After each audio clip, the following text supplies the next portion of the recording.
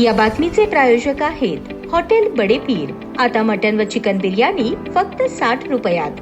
आमचा पत्ता Lakshmi market Vijapur waste आणि दुसरी शाखा मुस्लिम बादशाहपेठ सोलापूर। मरवडे तालुका मंगळवेढा येथे दिलीप साहेबलाल नदाफ याचा लोखंडी टॉमी डोक्यात मारून खून केल्याप्रकरणी मैताचा चुलत भाऊ सैफन बंडू नदाफ राहणार बनतांडा तालुका मंगळवेढा याला पंढरपूर सत्र न्यायालयाने जन्मठेपेची शिक्षा सुनावली होती। सदर शिक्षेविरुद्ध आरोपी सैफन बंडू नदाफ याने मुंबई उच्च न्यायालयात अपील व जामीन अर्ज दाखल केला होता। सदर जामीन अर्जाची सुनावणी मुंबई उच्च न्यायालयाच्या कोल्हापूर सर्किट बेंचचे न्यायमूर्ती MS कर्णिक आणि न्यायमूर्ती अजित कडेठाणकर यांच्या खंडपीठासमोर होऊन न्यायमूर्तींनी आरोपीची जामिनावर मुक्तता करण्याचे आदेश दिले। मयत दिलीप नदाफ आणि त्याचा भाऊ सैफन नदाफ यांच्यामध्ये शेतजमिनीच्या हद्दीच्या कारणावरून भांडणे होत होती। घटनेच्या आदल्या दिवशी पुन्हा त्याच कारणावरून भांडणे झाली। घटने दिवशी आरोपीच्या वडिलांनी सदरच्या हद्दीचा दगड हलवला, त्यामुळे झालेल्या भांडणात आरोपीने मयत दिलीप याच्या डोक्यात टॉमी मारून खून केल्याच्या आरोपावरून मंगळवेढा पोलिसांनी आरोपी विरुद्ध दोषारोपपत्र दाखल केले होते। या प्रकरणी उच्च